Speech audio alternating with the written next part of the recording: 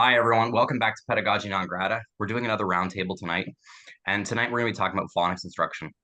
I think in some ways, phonics feels like a topic that is sort of beaten to death because of the reading wars debate. And anybody who's really familiar with the people on this podcast episode today, I'm pretty sure are probably pro phonics. However, I think there's a lot of nuance that often gets missed in this discussion. And we're going to be trying to discuss sort of the myths that come around that and where teachers can do better in terms of implementing phonics in a better way.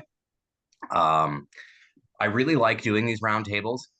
I started off doing podcasts, just interviewing individual guests, but doing these roundtables with for the bigger topics, I think is great because oftentimes in social media we present science in a very linear narrative approach as sort of this is the science according to this researcher and this is all the facts. But I think in reality, science tends to be a little less linear, and I think it's nice hearing where experts as esteemed as yourselves disagree and where you do agree. I think it's where and it's more my goal to see where there lies agreement because I feel like where we can see some consensus amongst the three of you will be really telling for audience. Now we were supposed to be joined by Lynn Stone today.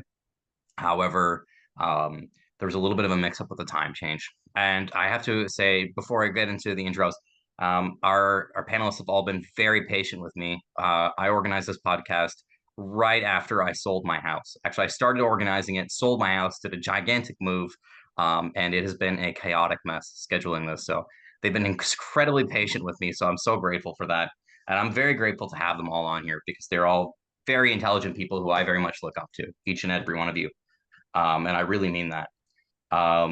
So I'm going to start. I'm going to go through your bios in alphabetical order, and feel free to correct me because I'm probably going to say something wrong here or there. So starting with Dr. Kearns or Devin Kearns. I'm not even sure if I'm pronouncing that right, Dr. Kearns, because I always see your name written. Rhymes with Kearns rhymes with learns. So there you go. I love it. All right. So Dr. Kearns is an award-winning researcher. He's a professor at NEAG School of Education. He's a former teacher, dyslexia advocate, and has published dozens upon dozens of studies in peer-reviewed journals. I actually tried to count, and I very quickly lost count and gave up. Dr. Holly Lane is an award-winning professor at the University of Florida Language Institute. She is the creator of UFLI reading program, which I'm going to throw out there. I'm going to guess is now the most popular reading program in the world. So that's amazing that you've done that. And the author of over 24 peer-reviewed studies by my count. Dr. Pamela Snow is an award-winning professor at the University of La Trobe in Australia. She is the author of over 200 publications, a tireless advocate for evidence-based literacy instruction, and just an all-around incredible person. So I'm really grateful to have all of you on the show. I'm sure you're going to share a lot of knowledge with our guests. Have I made any mistakes so far in your introductions? It is not a mistake because, yeah. So for me, not a mistake, but not entirely widely known is that I am leaving University of Connecticut to move to North Carolina State. I will be the Goodnight Distinguished Professor in Early Literacy. So that will be starting in August. But so still true that I work in NEAG, but I thought I would share that as well. That's awesome. Holly Lane, did I make any mistakes on yours? You said something different, but I can't remember what it was now. So close enough. Okay. Well, the main thing you should take away is that these are all award-winning professors, and they're all researchers with very extensive peer review track records. All right. So I'm going to start going through our questions here. And our first question is for Holly. What is phonics? It sounds like a simple thing, but in fact, I often see people misdefining it on the internet quite frequently.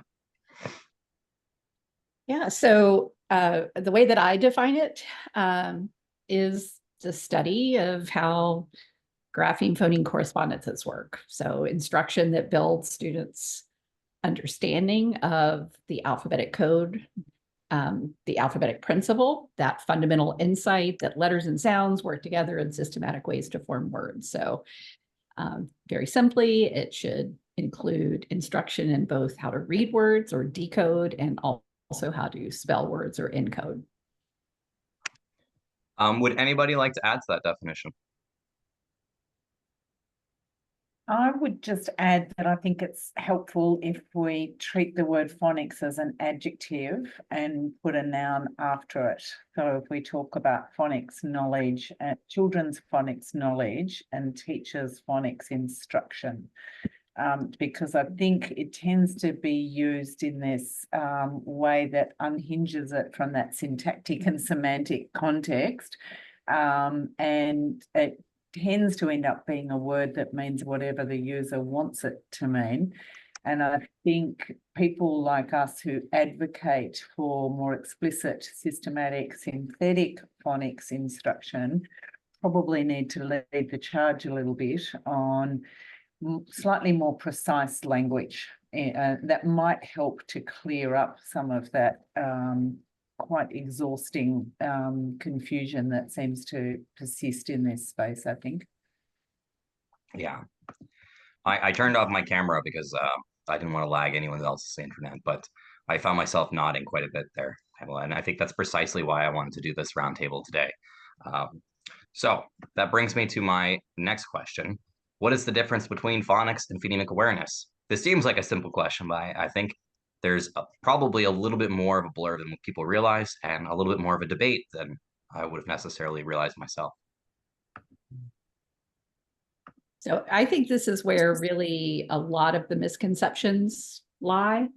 And at least in my estimation, to understand why, we really need to go back to the publication of the National Reading Panel report in 2000. So following the release of that report, there was so much professional development related to that document. And a lot of the focused on teaching teachers about the so-called 5 pillars of reading. And it's worth noting that the National Reading Panel never characterized reading this way as 5 pillars. People trying to explain the report came up with that. And I attribute a lot of the many ongoing misconceptions about early reading instruction to this very bad analogy. The 5 analogy, at least in my way of thinking, communicates that there are 5 separate elements of reading that operate somehow independently from one another. And that's, of course, not true. And it was particularly confusing because it treated phonemic awareness and phonics separately. And believe it or not, before the National Reading Panel report, the vast majority of educators had never heard the term phonemic awareness. And I know this because I did my dissertation research on phonemic awareness several years before the NRP. And I did not encounter a single teacher or a single teacher educator who knew what it was. It was just not part of the education lexicon at the time. And most people, when they heard it, confused it with other terms such as alphabet knowledge, or a lot of it was knowing your letter sounds. And a lot of people confused it with phonics. So I think in a lot of in the effort to help teachers distinguish between the terms specifically phonics and phonemic awareness, to distinguish between those 2 terms, I think a lot of the professional development providers went a little overboard, saying things that phonics includes letters, but phonemic awareness does not, suggesting that they're completely separate ideas when they're obviously not. The NRP actually included them both. I think the chapter was called Alphabetics, and phonemic awareness and phonics were together. That's because they really shouldn't be thought of as completely separate. They're too intertwined. But even worse were the cute sayings like you can do phonemic awareness in the dark or with your eyes closed. That communicated that if you were using letters or print, that it was not phonemic awareness instruction. And I actually pulled up a quote from the NRP to address this. I thought was just interesting. This is directly out of the National Reading Panel report.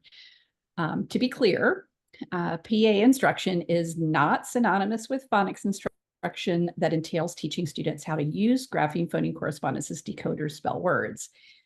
PA instruction does does not qualify as phonics instruction when it teaches children to manipulate phonemes in speech, but it does qualify as phonics when it teaches children to segment or blend phonemes with letters. So it's explicitly saying that phonemic awareness instruction can also be phonics instruction. And the report goes on to explain that phonemic awareness instruction with letters is actually more effective than phonemic awareness instruction without letters. So to get back to the question, what's the difference between phonics and phonemic awareness?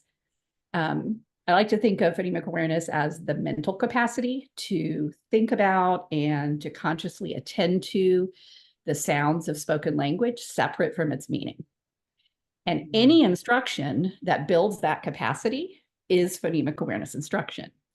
If you build this capacity with letters, it's also phonics instruction, but it's still phonemic awareness instruction. So I don't know if that helps, but that's the way that I think about those two terms. There were so many gems in that, Holly.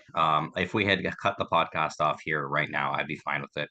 I think that's one of the greatest myths in reading instruction that you just addressed. And I know that both you and Dr. Kearns have been absolutely central in helping dispel that myth. And I will say that I think the tide has turned a little. I'm seeing more and more people online on social media acknowledge this difference that you've pointed out. But I would still say it's probably about 50% of teachers who are really interested in reading instruction seem to be on this old definition of phonics is with letters, phonemic awareness is without, and that's the difference. Do either Dr. Snow or Dr. Kearns want to address that?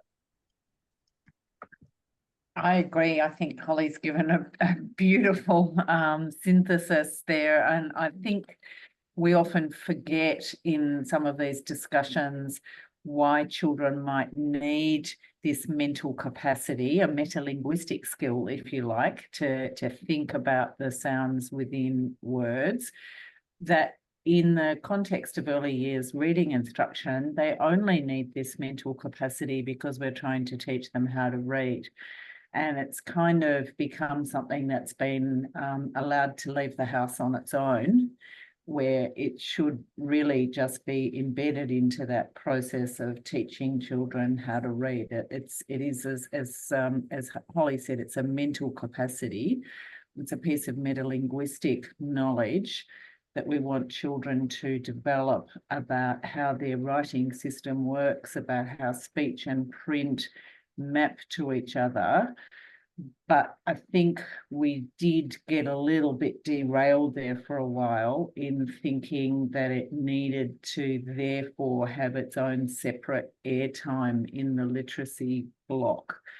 And I guess, you know, if we think about this thing called the science of reading, which yes, has become a little bit of a tainted term, but I think we need to protect that language, because there's a science of perception, a science of cognition, there's a science of all kinds of things, but we need to remember that sometimes practice gets ahead of evidence, and we need to recognize when that's happening and have discussions that allow us to pull back from those potential instructional misadventures, and hold ourselves to the same level of account that, you know, we want to be holding balanced literacy to account, for example. That was so well said. I completely agree. And I think sometimes it's people like myself who are, you know, teachers who are very active in the space, who sometimes get a little too overzealous about ideas and overestimate our understanding. And we accidentally create myths that we didn't intend to create. Dr. Kearns, you want to add on that? You sort of wrote one of the seminal papers on this topic. Oh, you're on mute. I don't know that I would say I wrote any kind of seminal paper on this, but what I would say is that one of the reasons, so I agree with everything that Pamela and Holly said. The reason that phonological or phonemic awareness is important is that we are always a little bit wrong when we break words into parts, right? And phonics requires us to break words into parts. And when you do that, this is particularly true for longer words that have more than one syllable. Even when you break apart words as a single syllable. Think about the word fan, for example. If you say there's some mental gymnastics involved in turning into fan, right? Because we have a nasalized vowel sound. That doesn't mean it's wrong for students to sound it out as n.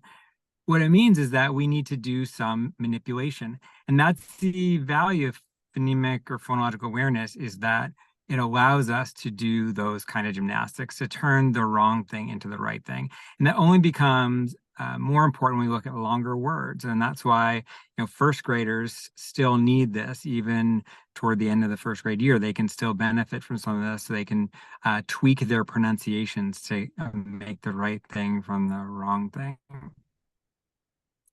In terms of age and grade, one of the things that is also true is that children benefit from an understanding that the language is composed of phonemes before they start school. So one of the things that we found in this recent paper I did with my colleague, Mosa Stalega, where we looked at phonemic awareness on its own and sort of the effects of that, one of the things we found evidence of was that for students who are kind of pre-readers, it's helpful for them to focus on the sounds, because we don't necessarily in preschool need to teach kids about the letter sound code, but it is really helpful for them to understand that that words are composed of sounds. And if they don't understand that, it actually becomes much harder to read once the reading process starts. And that's one of the reasons that teaching students just sight words is a really serious problem, because it doesn't help them attend to the components of the alphabetic code. So I think I would just add those 2 points about it.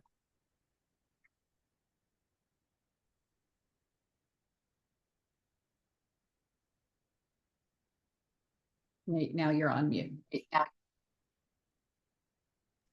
That was great. Sorry, I was on mute. I swear I clicked the unmute button. By the way, if anyone in the audience who's watching on YouTube notices I've got a unicorn in my background, it's because my daughters were recording this podcast episode. My next question is for Dr. Snow, and that is, what is systematic phonics? That's a thing we keep talking about here. And I think oftentimes when people talk about this phonics issue, who are researchers, they're really meaning systematic phonics. They don't just mean any form of phonics, because as Dr. Kearns pointed out earlier, phonics can be, as a term, used to apply to almost anything. So most people who are really active in this sort of reading wars debate, for lack of a better term, they're really advocating for systematic phonics. They're not just advocating for any kind of phonics. Thanks, Nate. This is a question I've been answering a lot in the last couple of weeks because of the big announcement that you might have heard about that's been made in Victoria, the state that I live in, that as of next year in government schools, systematic synthetic phonics is going to be the mandated instructional model. So a lot of journalists have been asking me that question. And of course, this goes to the heart of the if you like, philosophical, ideological, pedagogical differences between balanced literacy and structured explicit literacy teaching, which is a bit of a mouthful, but I think we probably would all prefer a term like that because it's a better descriptor on the outside of the box of what's inside the instructional box.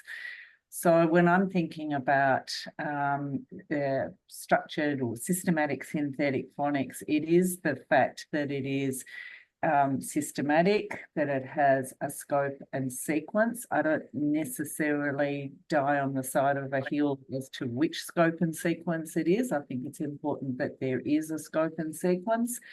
This means that when you go into a structured explicit literacy instruction classroom and ask the teacher in the early years, what are you teaching this week? What did you teach last week? What will you be reviewing this week that you taught last week? And what is the plan for next week's teaching? That teacher can identify the particular pieces of knowledge about the writing code that is the focus of their instruction. And that's very different from going into a balanced literacy classroom. And this is not a criticism of teachers, but it is a criticism of teacher pre-service education, where those teachers have been made to be reliant on sets of labeled readers, on banks of sight words, on really quite trite, cute strategies like Skippy Frog and the others that, Devin, you wrote about in your recent paper that I've been quoting all around the place. Lips the fish and so forth. And Emily Hanford, of course, has talked about the fact that teachers become reliant on those so-called teaching strategies, very weak teaching strategies, unfortunately, when they haven't been taught in their pre-service education about the nature of the writing system that we have in English, its historical roots, and the fact that we've borrowed so many words from other languages. In the process, we've borrowed their spellings. We don't have a random language, as unfortunately many teachers were taught with respect to spelling. It's rule and pattern governed. But if you don't understand the etymological origins of those rules and patterns, then teaching systematically is not possible. And of course, the synthetic part doesn't mean fake. It relates to the fact that when we synthesize things, we put them together. So we're teaching children to put the sounds in words together to blend through the sounds in the word. And I'm sure Devin and Holly can elaborate on that. Well, I have a follow-up question specifically for Dr. Lane on that. But I'll open it up to Dr. Kearns first before I give Dr. Lane the follow-up question relating to this topic. I think that everything Pamela said is 100% correct, and I don't really have anything to add. I will just add that I think the word synthetic is sort of a strange word. The point of it is that it's contrasted with analytic phonics, where you look at a word and try to pick it apart, which is something that people did a lot in the past. So sort of like, what's the pattern you see here, as opposed to a pattern in another word, which is less, they're fewer data to support the idea that that's effective. I think and I agree entirely, synthetic phonics is what's important, but the term just makes it sound like, we're making phonics out of plastic. And I think, that it doesn't emphasize the value and importance and almost in a way sort of natural aspect of this. It makes it seem like it's something that maybe we only do for this sort of, I don't know, contrived purpose in the same way you use plastic or something. So I don't have any concern about what Pamela said. I just think it's a question of language. And that's why I always just say explicit systematic phonics instruction. But it doesn't mean that I don't agree with Pamela. I agree with everything she said. Yeah, I will say something that keeps popping to my head here is that I think, researchers are always trying to be as accurate and nuanced as possible. And corporations are always trying to be as good at marketing as possible, which usually means using very vague terms and implying great, amazing results will come from them. And I think it means researchers are sort of fighting a battle against companies trying to make a profit continuously because of that. So, Dr. Lane, you've talked about this on another podcast before, and you emailed me about it. You would argue that the explicit instruction also has to look at the articulatory side of phonemes. Do you want to elaborate on that? Yeah. So I was actually still formulating in my head one other thing I was going to say about My apologies. phonics being systematic. So can I start there and then Absolutely, move to can. Okay. Absolutely. I don't want to interrupt before I forget it altogether. So the key thing, and Pamela said some of this, but I would go a little bit further. The idea for me with systematic phonics is that we are that the sequence is logical, right? So you're moving from simple and common concepts, grapheme phoneme correspondences, to more complex and less common, and that you're building on what kids already know. That's, to me, just an integral part of systematic instruction in general, that you are very systematically moving from one thing to the next because that order makes sense. It's not that there is one right order. There are a number of different orders that could make sense, but you should use something that makes sense, that has some logic behind it. So that was the part I wanted to add too. But the question about attending to articulation gets back to what a phoneme is. So from the very earliest research on phonemes in regard to reading, the idea that phonemic awareness mattered in reading, some of the earliest researchers were the Lieberman. So Isabel Lieberman talked about phonemic awareness as something that mattered for children who had better phonemic awareness tended to be better readers, and that you could develop phonemic awareness and that would transfer to better reading. But in almost everything that I've read that she wrote, even back in the 60s and 70s, when she talked about phonemes, she always referred to them as vocal gestures or articulatory gestures. So from a speech perspective, a phoneme is not just what you hear, not just the smallest sound of spoken language, but it's also the physical act that was used to produce that sound. So a phoneme is the movement, the physical act. And so that then logically extends to be phonemically aware. You need to be aware of the sounds, but you also need to be aware of what's going on inside your mouth, what your lips are doing, what your tongue is doing, what your vocal cords are doing. That's part of being aware of phonemes. And helping kids become more aware of those things seems to make a difference in helping them use phonemes in reading. So I think I answered your question, but I'm not quite sure. Please tell me if I did not. No, you definitely answered my question. Dr. Snow, Dr. Kearns, do you have any thoughts on that?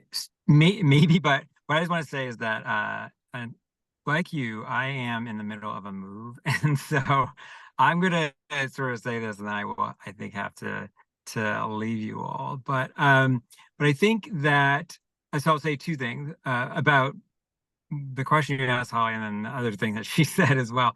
So in terms of the phonemic awareness instruction and the attention to the articulatory gestures, there is some interesting data that haven't been replicated, but I think are powerful, suggesting that the articulatory gestures might be particularly important for students with reading difficulty.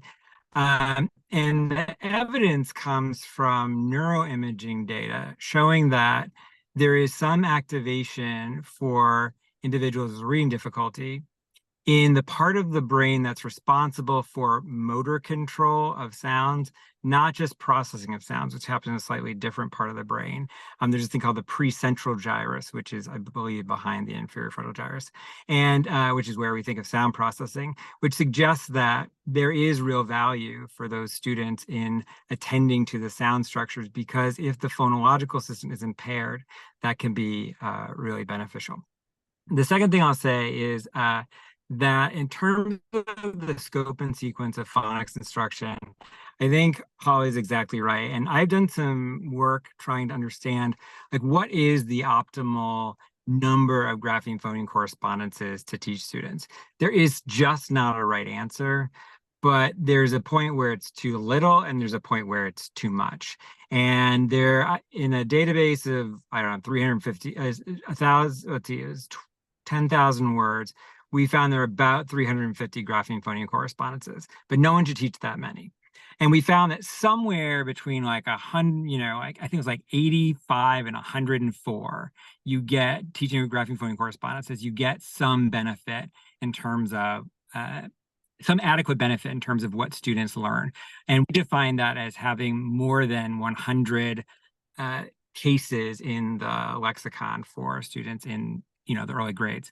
So I think it's just that point being, there is no right answer, but I do think this is one reason that balanced literacy and the those of us who believe in phonics instruction, one way we differ is about the degree to which we think we ought to teach a scope and sequence, right?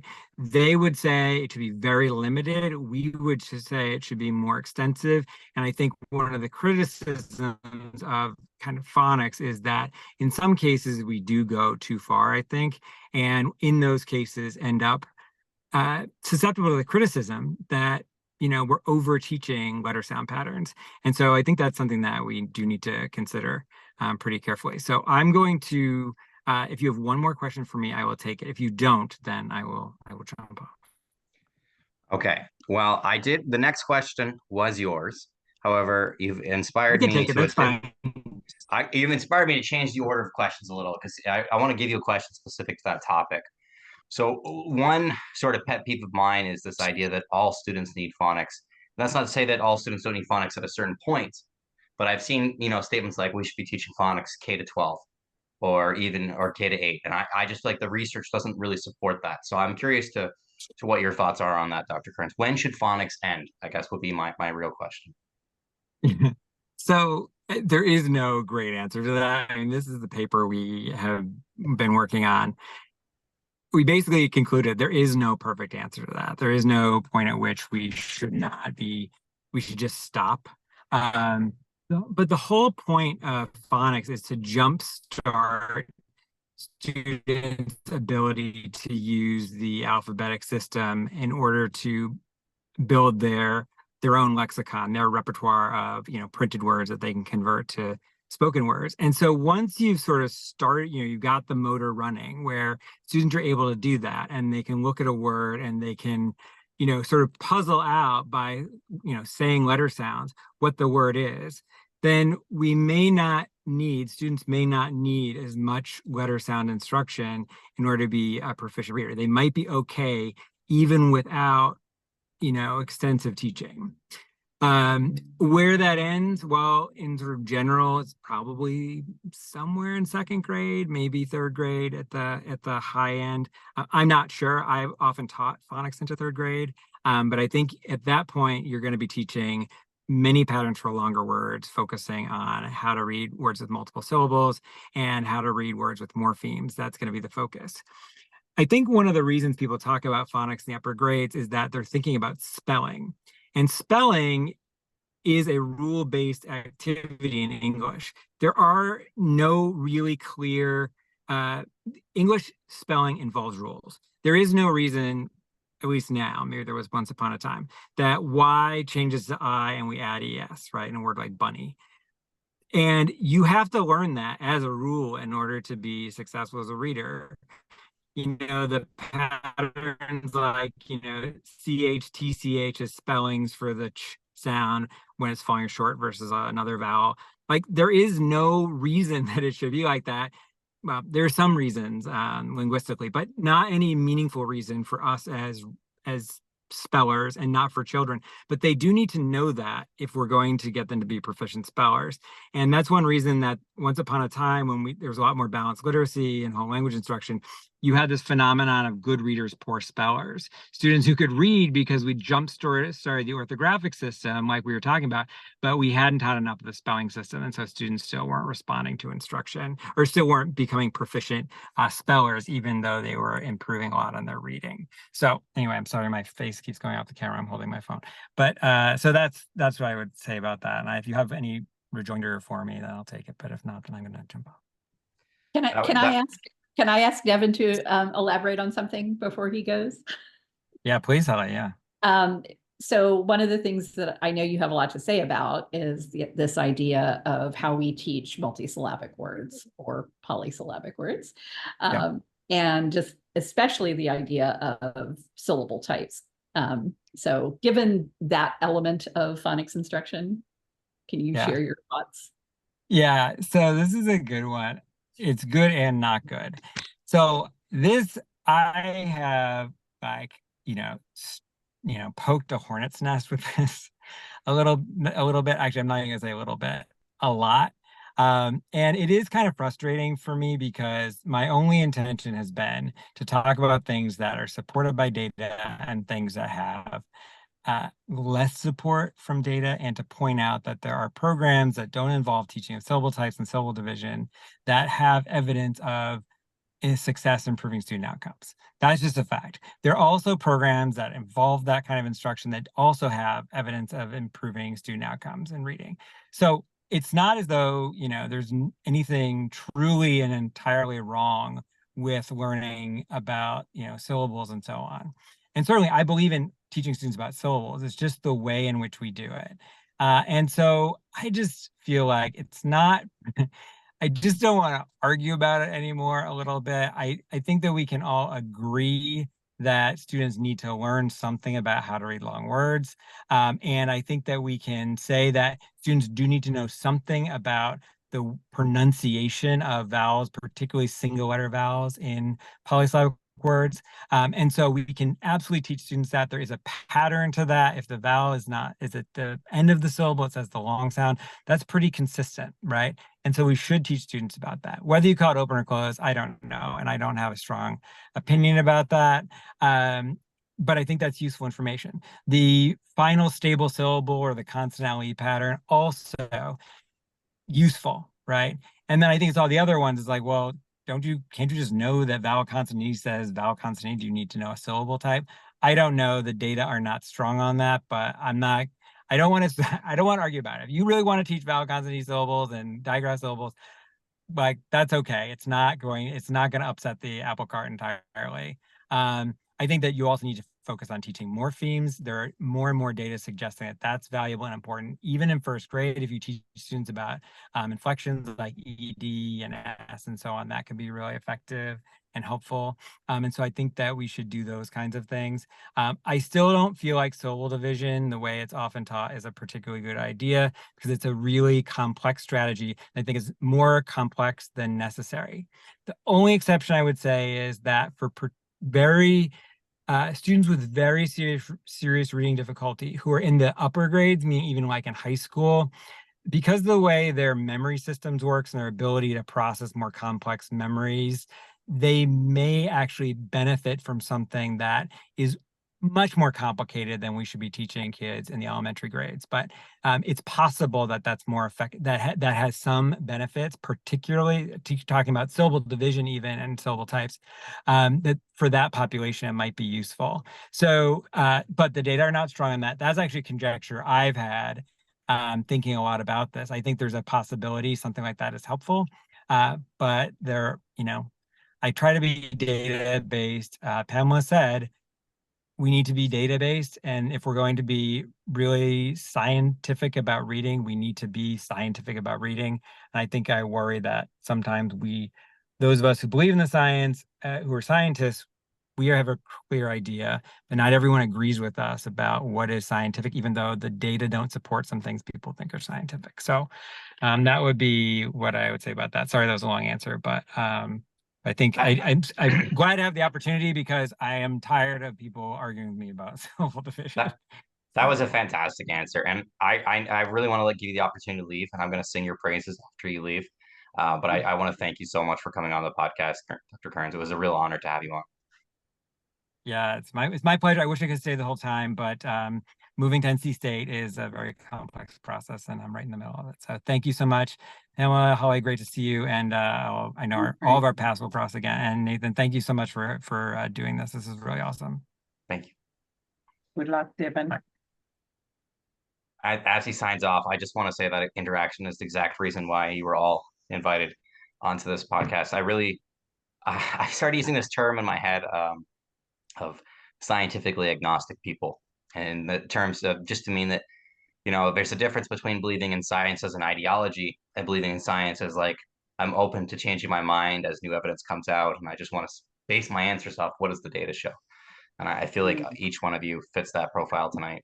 And it is a little of a shame that Lynn Stone wasn't able to join us because syllable types is one of her favorite soapboxes to talk about. So I'm sure she would have been much more aggressive on that topic than Dr. Kearns. She's not tired of arguing about it yet. No, I don't think so, at least. But I can admit I understand why she would get tired. People are very protective of their syllable types.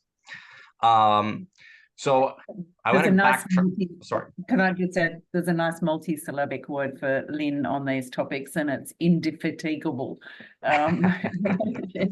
She's got lots of energy for it. Could I just add a point really quickly, Absolutely. Nate, to Devin talking about syllable types? I think where we have potentially lost our way a little bit on some things in the reading science area is on not always stopping to think about the distinction between implicit knowledge and explicit knowledge. Mm. And I think we need teachers to have high levels of explicit knowledge about how the writing system works. But we need to remember that we're wanting children to have enough implicit knowledge for this thing called statistical learning and self-teaching to kick in so that they can become proficient readers and writers. A very small proportion of them might go on to become linguists, but we're not trying to teach all 5 to 8 year olds how to become linguists. You know, if we can teach them to be curious about their language and how their writing system works, that's great. But I do think we need to keep in mind the distinction between explicit knowledge and implicit knowledge and who needs which type of knowledge, and not go overboard with trying to fill kids' heads up with explicit knowledge that won't necessarily serve them well on their journeys to proficient reading. I couldn't agree with that more. That's actually a big pet peeve of mine, is that I think sometimes we're looking for too much linguistic accuracy for young students. And I think it's easy, if you're really excited about linguistics, to get really excited about teaching your students linguistics. But I don't know if grade twos need to have an extensive knowledge of Greek and Latin roots, for example. Sorry to anyone who teaches that. I'm sure I just upset somebody. Um, but Well, I'd let's rather move. them have knowledge of what those Greek and Latin roots mean than I would them have knowledge of syllable types, to be honest. So if they see hydra, I'm really happy if they know that that means water, and then they can do some self-teaching when they see the word hydrangea, and know that, you know, that's a flower that needs a lot of water, for example. Then that's good in terms of self-teaching.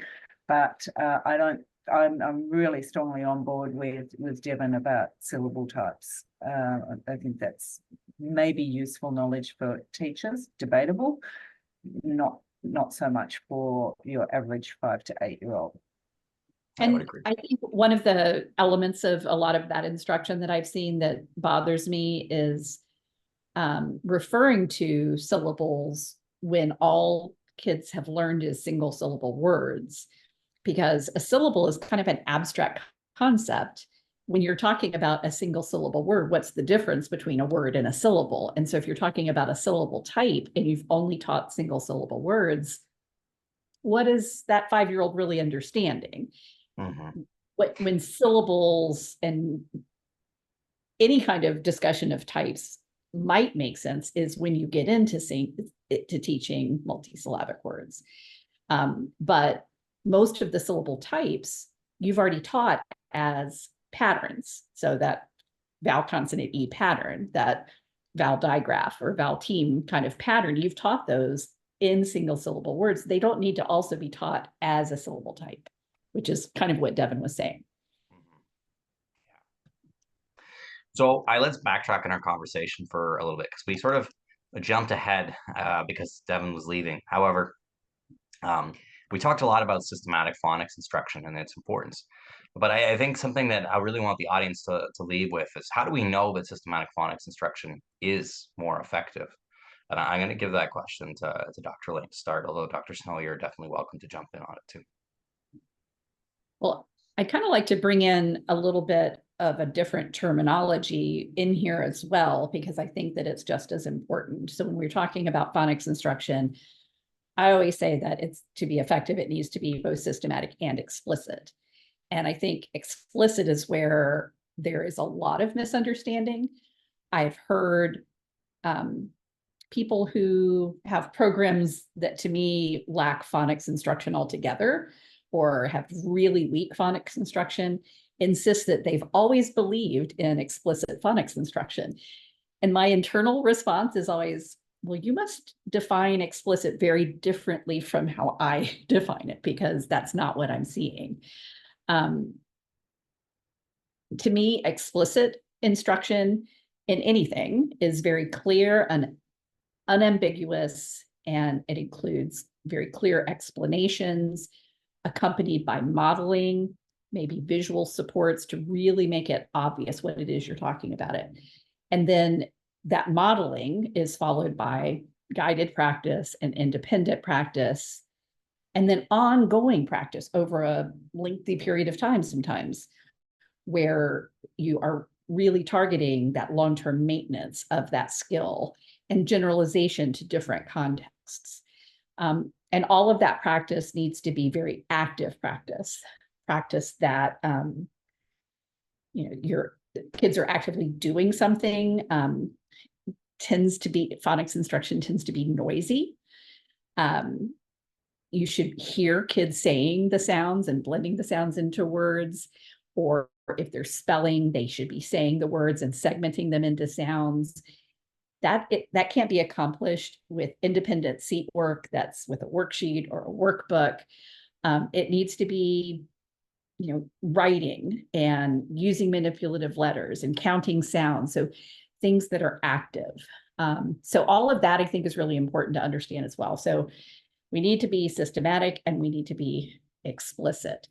And when we have both of those characteristics that are very clearly present in phonics instruction, we see better results than when either of those things is not present. So I'll pass it on to Pamela to expand. You've covered so much there, Holly. I think what we need to do at a research level, at a policymaker level, and at a school level is be prepared to play the probabilities. So we talk about this thing called the science of reading, this evolving body of knowledge that is contested and has to be debated and discussed and teased out, because we don't always have one definitive high quality study that answers that particular question that we want to ask at a particular point in time. We look to the general direction of travel of the body of research, recognizing that there are studies using different methodologies. Some of them are, in rarer cases, high quality randomized controlled trials. They're harder to do, more expensive, got lots of moving parts. Down, and I don't mean down in a derogatory sense, but in terms of study complexity, down to case studies. And I think what that body of literature, together, of course, with international inquiries like the National Reading Panel and the Rose Report in the UK and our national inquiry in Australia in 2005, what those things all point to is the fact that when schools move away from balanced literacy towards instruction that is more structured and explicit and contains those elements that Holly has talked about, that's where we see an uplift in data.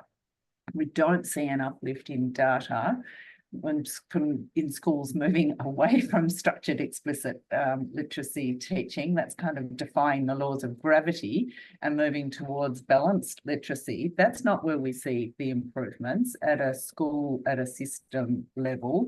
If you look at the literature on tier 2, tier 3 interventions, the RTI literature, the MTSS literature, the direction of travel is very, very clear that this is where we see the uplift. So I think we need to move away from rhetoric and silly gotcha games about, what is the one study that you would cite that says systematic synthetic phonics is the optimal approach.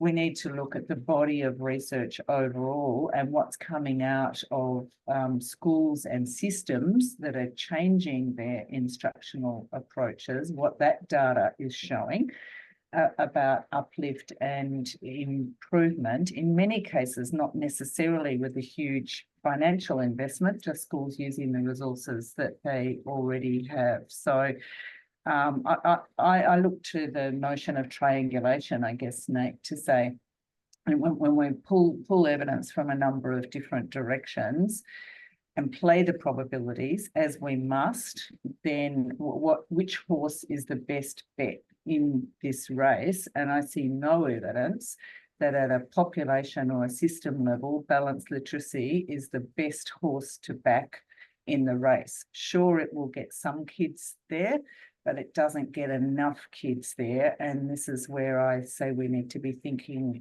like public health practitioners and you know, what are the approaches that work for the overwhelming majority of children at scale most of the time.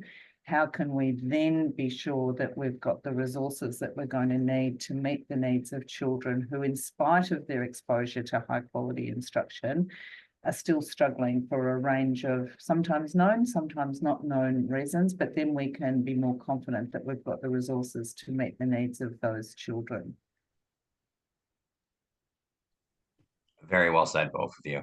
And if I could just add to that for a second, I think the burden of proof is always in the people making the claim. And while there's lots of papers out there that seem to suggest that systematic phonics instruction is better, and there are definitely critics of those studies, I cannot think of a single serious paper that suggests balanced literacy or a whole language is a more effective approach. So I tend to agree with you in that if you look at the preponderance of the evidence, it all does seem to be in one direction.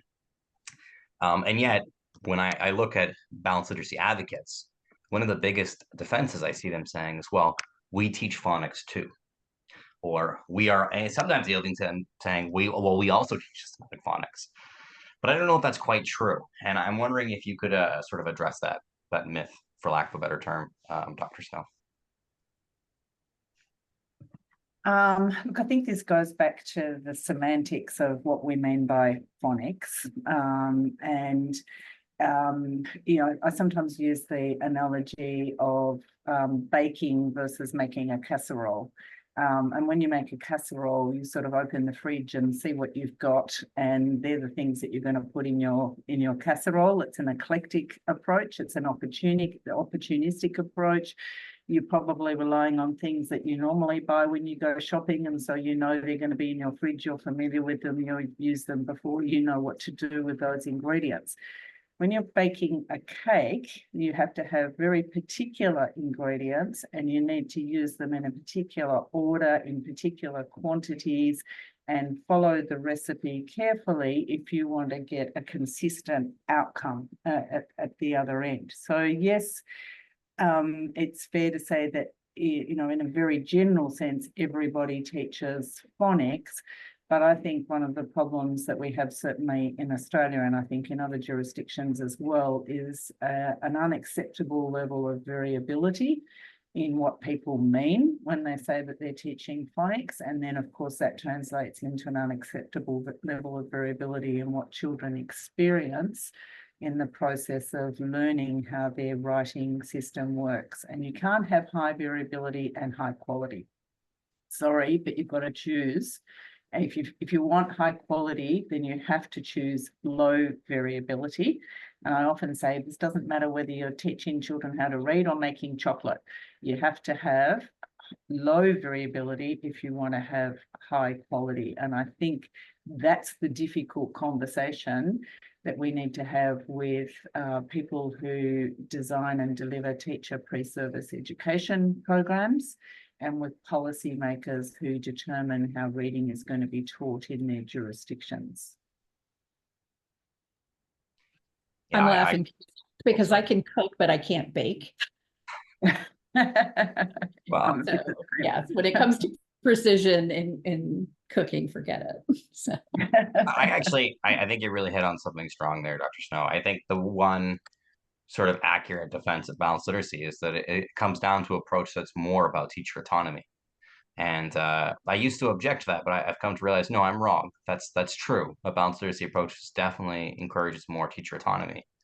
I think, you know, the problem being that maybe we can go too far with that for sure.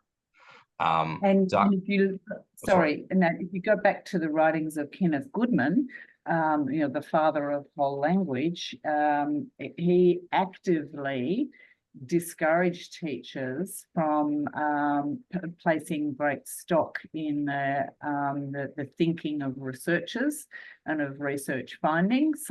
He said to teachers, and it's a lovely mantra, and unfortunately teacher unions really buy into this: you are the expert on your children, close the door and choose how you teach your children. Now, again, this is another soapbox of mine. You know, we don't say to medical practitioners, well, you know, you choose how you triage the person who comes into the emergency department with chest pain. You've got a medical degree. You know, ignore the fact that there's all these published protocols and care pathways that we think produce better outcomes. If you think this person with chest pain is having a panic attack, don't bother doing an ECG. Exercise your judgment. Now, there would be riots in the streets if that's how we allowed other professionals to practice. And I think we deprofessionalize teaching with this autonomy rhetoric, because the professions that we hold in high esteem are the ones who actually need to swim between quite narrow flags when it comes to how they exercise their judgment. Yes, all professionals have to exercise judgment, but that doesn't mean, as Lorraine Hammond always says, that you get to choose your own adventure. Well put. And I love the reference of Ken Goodwin. His papers always give me a little bit of a chuckle, to be honest. So a balanced literacy friend of mine sent me a paper of his from the 80s. And the opening paragraph said, yes, all the meta-analyses and RCTs say that phonics is better, but we know better as teachers. We know our method works.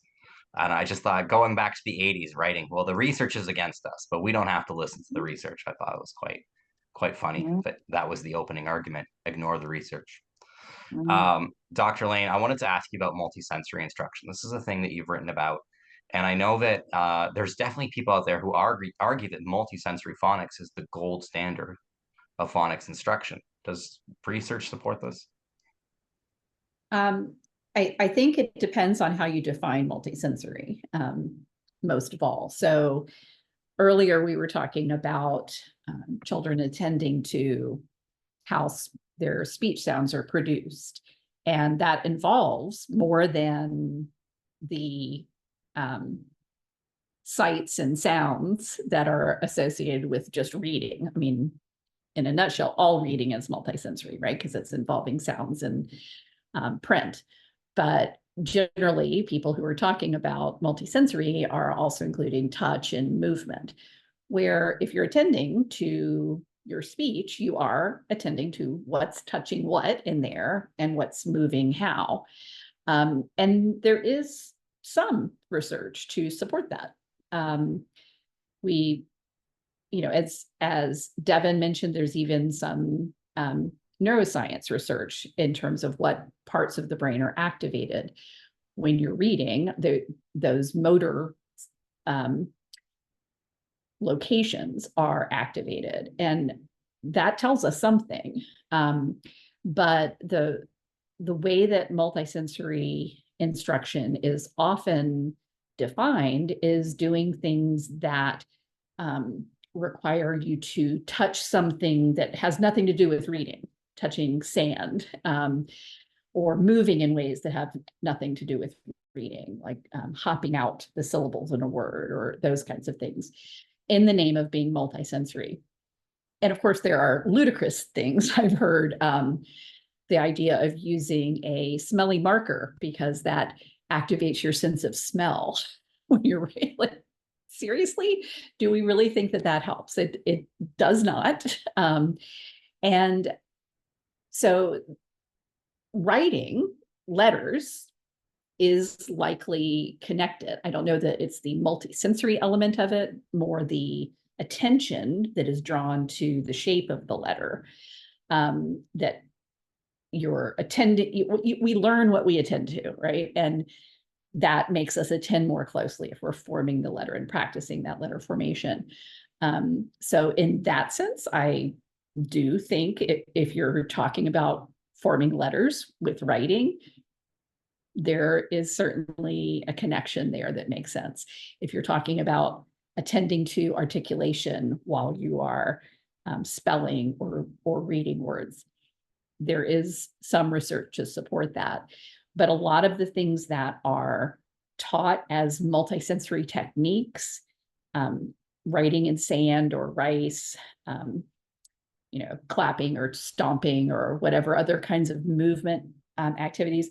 There may be other reasons to do movement while you're learning that may or may not matter, but the multisensory element of that is really not. There is no data to suggest that those things matter. I really just want to repeat the last thing you said, the multisensory aspects of instruction. There's no data to support.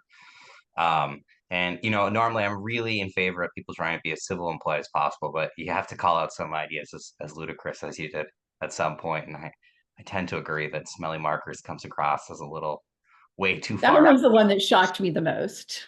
A parent said that the teacher was using smelly markers because it was a multisensory technique. Yeah. Yeah. And you know what? I laugh and it sounds funny, but I'm sure that teacher had the best of intentions and they were trying to help their students. And I'm sure they probably told by somebody else that was science. And I think that it just goes back to that science sometimes goes through this telephone game as it's presented in the media. Yeah. Dr. Snow, I want to ask you, I've seen the statement before. The science of reading says we have to teach phonics with a speech to print approach. Would you agree with that statement, or would you add some more nuance to that statement? This is where we need Lynn Stone here. Lynn probably has stronger views on this than I have. I am actually not wedded to one way or the other. I think, again, it goes back to what I was talking about earlier with teachers needing to have an explicit knowledge and a fairly highly developed knowledge of the nature of the English writing system, the way that phonemes and graphemes map to each other, sometimes in simple ways, sometimes in, if you like, orthographically more dense ways to each other. I think what matters in the early stages is that we're making it clear to children that these letters on the page are a representation of speech sounds.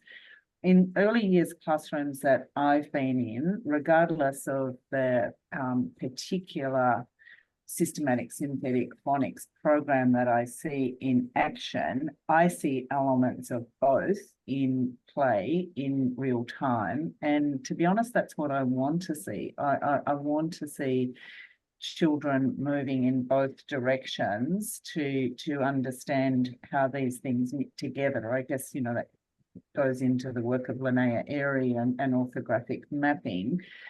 I'm not convinced that this is going to be a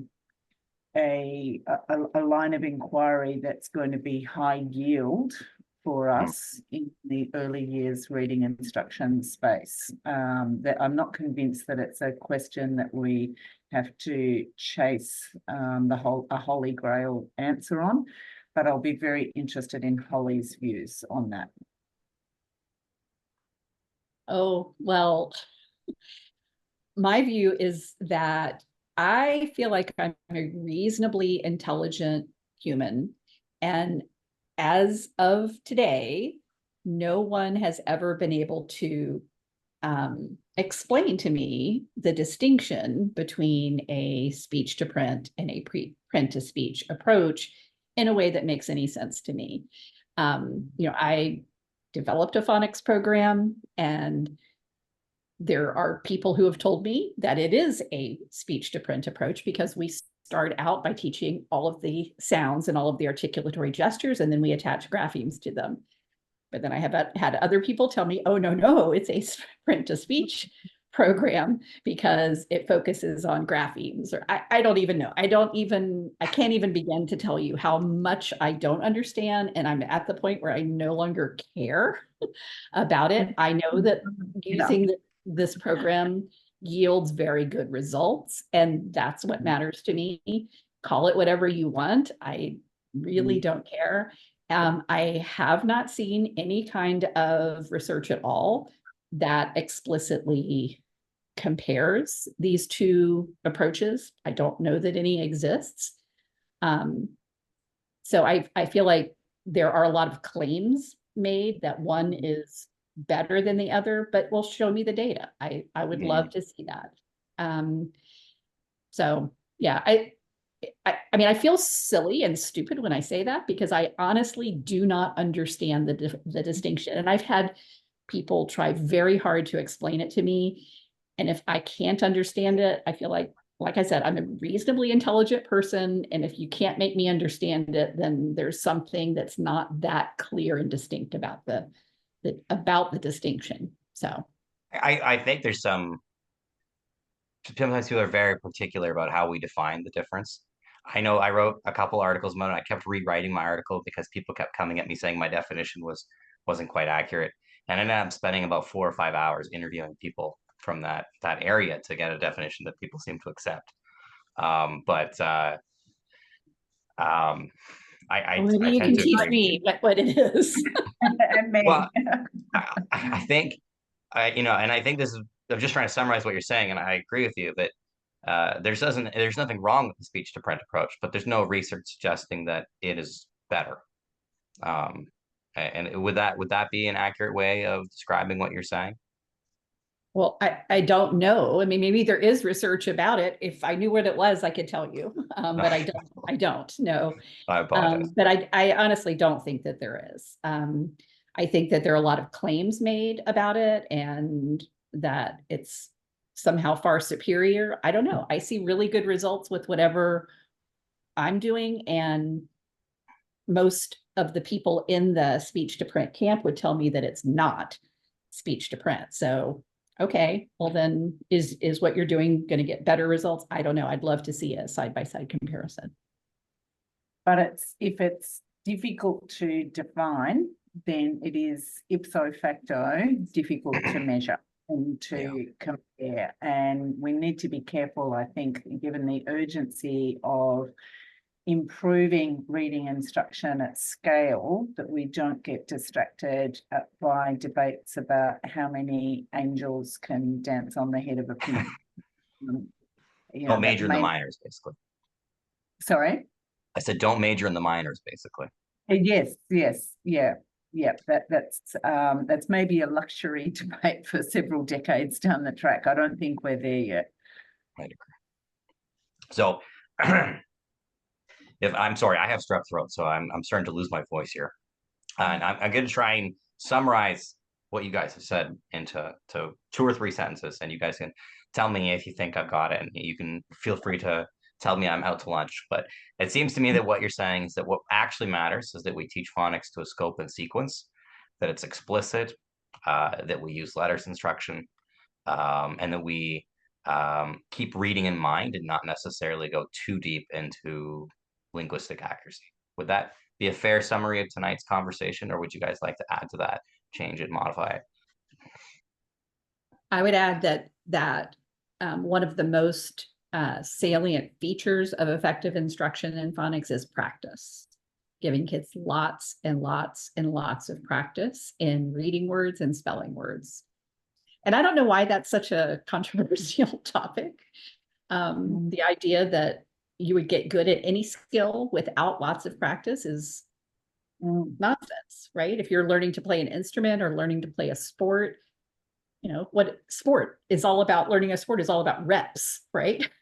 Do it again and again and again, and break it down into the little pieces and do the little pieces again and again and again so that you can orchestrate it all into, playing a great game of basketball. But practice is somehow just not valued, I don't think, nearly enough in any skill instruction in school, but particularly with reading. So practice.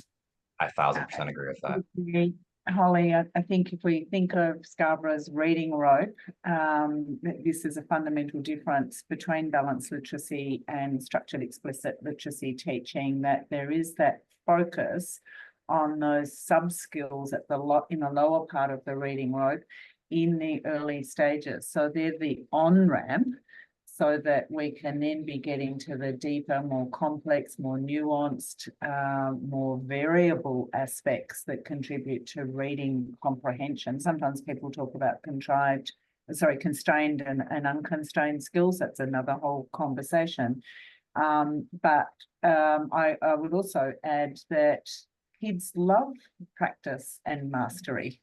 And I think there's sometimes a fallacy, people use dreadful terms like drill and kill, and of course the substitute to that is skill and thrill. And kids love learning skills. They love feeling a sense of mastery and becoming independent in something that they know is complex and challenging. And children know that becoming a proficient reader is front and center to what it means to go to school. Like if you ask a 4-year-old what they're going to learn when they go to school, they're going to tell you that they're going to learn to read. And unfortunately, many of them don't. And I think we need to shake off this idea that we can't be practicing skills. We want to see lots of opportunity for responding in early years classrooms to get that consolidation into automaticity so that we can be moving into the upper parts of the reading work as one metaphorical way of thinking about this work. And I'm glad that you brought up the rope, because I think that those little arrows really get forgotten, that, the upper strands are increasingly strategic and the bottom strands are increasingly automatic. And building automaticity only happens with a lot of practice, right? We have to get to the point where decoding doesn't take up any cognitive effort. You just do it because you're so automatic with it. Then all your working memory can be devoted to understanding what you're reading. Absolutely. It has been such a pleasure to talk and listen to both of you and Dr. Kearns tonight. I actually genuinely wish I could spend the rest of my night listening to you ladies talk. And I do want to say that having you three on the podcast each individually was a bit of a bucket list item for the podcast for me. And I have been trying to do less and less episodes. So I'm truly honored that I somehow managed to get all three of you on the podcast tonight at the same time. That seems like a real stroke of luck. And I really hope that the listeners got something out of this tonight. I know that I certainly did. There were several things I learned tonight that I hadn't heard before. So I'm really, truly grateful to have had both of you on the podcast, and to Dr. Kearns, who is no longer with us, although I swear he hasn't died. He's just out of the conversation. And I am sorry that we missed Lynn Stone, who was supposed to join us. But I'm going to have her back on the podcast again at another point in time. So thank you so much for having us too. Thanks for the great questions and the great conversation, Holly and Devin, as well. Have a good evening.